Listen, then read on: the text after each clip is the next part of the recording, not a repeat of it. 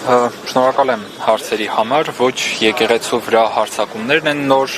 ոչ հանուն եկեղեցու մեր պայքարն է նոր, հայ առաքելական եկեղեցին դարեր շարունակ եղել է հարձակումների տակ ու բնականաբար այդ հարձակումների վերջին հենց այս իշխանությունների դրսևորումը դեռևս 2019 թվականին էր, երբ նույնպես մենք բոլորս մեր ձևով ի պաշտպանություն կանգնած էինք եւ կանգնած ենք հայ առաքելական եկեղեցու համար։ Բնականաբար վերջին այս շրջանում, երբ հակաեկեղեցական շարժումը սրվեց եւ ակնհայտ է, որ իշխանություններին նոր թիրախ էր պետք, որովհետեւ իրենք արդեն 7-րդ տարին է մարդկանց ահաբեկում են նախկինների մասին այդ իրենց ատելության խոսքով ու բնական է, որ մարդիկ հոգնել են, դու չես կարող մարդկանց տարիներ շարունակ նախկիններ ասելով անդադար տանես դեպի նորանոր կորուստներ ու նոր թիրախ ստեղծելու, նոր չարի կերպար ստեղծելու համար է, որ ահավասիկ թիրախավորվեց ամենայն հայոց հայրապետը։ Ու բնականաբար բոլորս թե հայ ժողովուրդը, քրիստոնյա ժողովուրդը, թե հայ առաքելական եկեղեցու բարերարները ամեն մեկն իր ձևով կանգնած է ի պաշտպանություն մեր ինքնության եւ արժեքների, նույնիսկ ես կասեմ, որ այսօր ոչ թե հայ առաքելական եկեղեցու պաշտպանությունն է կարևոր որպես այսպես առանձին ինստիտուտ, այլ թիրախավորված է ընդհանրապես մեր ինքնությունն ու արժեհամակարգը։ Հետևաբար մենք որևէ առանձին կառույց չենք պաշտպանում, այլ հայի տեսակն ու ինքնությունը եւ արժանապատիվ ապրելու մեր երկրում պատվով ապրելու, թշնամու առաջ չստորանալու կարևորագույն արժեքներն ենք պաշտպանում, ոչ թե կոնկրետ որևէ կառույց։ Եվ պաշտպանում ենք մեր ձևով ու արդեն գիտեք, թեկուզ եթե խոսենք վերջին ամիսների մասին, բոլորի համար ակնհայտ է, որ մեր ձևը հայրենասիրությունն է, հավատարմությունն է, հայրենիք շենացնելն է, հայրենիքի համար պայքարելն է թե պատերազմի դաշտում, թե խաղաղության մեջ եւ հանուն խաղաղության, բայց մենք ակնհայտ տեսնում ենք, որ խաղաղություն չկա եւ այն ինչը մենք նույնիսկ անվանում ենք խաղաղություն, դա ակնհայտորեն պատրանք է ահաբեկությամբ։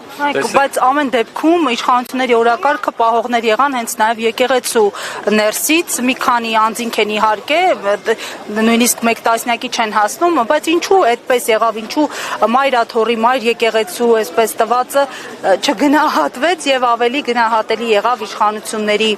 այսպես օրակարգը, այսինքն Կեսարինը չտվեցին Կեսարին, Աստծունն էլ Աստծուն։ Մենք ես ուզում եմ ամփոփելով խոսքը ասել, որ նույնիսկ շատ մեծ երևակայություն ունենալու պարագայում մեր ձևով խոսքի ենթատեքստում նույնիսկ չի կարելի տեսնել ահաբեկության միտում եւ ընդհանրապես տարիներ շարունակ մեզ ահաբեկում են պատերազմով։ Եթե չտանք, պատերազմ կլինի, եթե սա ասենք, պատերազմ կլինի։ Իմ կարծիքով հոգեբանական ահաբեկչությունը, որը այսօր իրականանում է Հայաստանում, այս ատելության մթնոլորտը, որ ամեն վայրկյան սերմանվում է, այս ձերբակալությունների եւ քաղաքական ձերբակալությունների անդադրում շարքը, թե հոգևորականներին, թե հասարակական գործիչներին, թե հիմա առաջկայում տեսնում ենք, որ ակնհայտ միտումը կա լրագրողների հետ կապված, այս ամենը իհարկե հոգեբանական ահաբեկչություն է եւ սարսափելի ճնշում հայ ժողովրդի վրա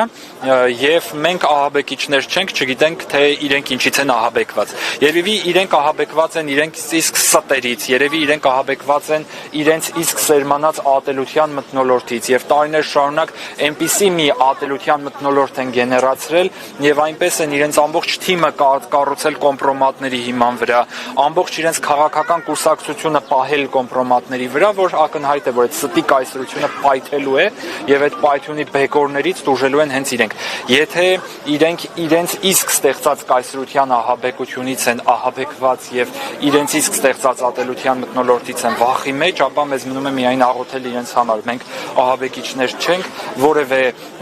հայ մարդ, որևէ հայ ինքնություն ունեցող մարդ երբեք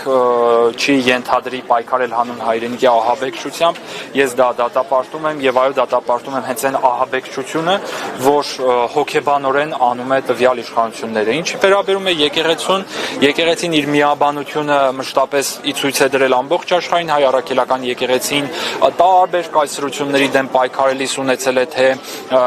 նահատակներ եւ թե անշուշտ ունեցել է մարդիկ, որոնք մարդկայնորեն վախեցել են են եւ ինչ որ փուլում տրվել են գայթակղությունների, ներողություն Քրիստոսի 12 առաքյալների մեջ էլ կար մեկը, որը չգնահատեց այն տիեզերական,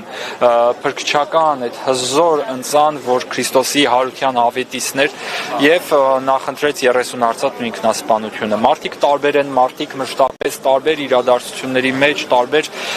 որոշումներ են կայացնում եւ երբեք պետք չէ նաեւ այդ մարդկանց դարձն ու ապաշխարությունը այսպես ուղղակի չեղարկել ու այդ հույսը պիտի ունենանք։ Ես մշտապես ասում եմ բոլոր նրանց, ովքեր տարբեր կոմպրոմատներից վախենալով, 30 արծաթով գայթակղվելով, մարդկայնորեն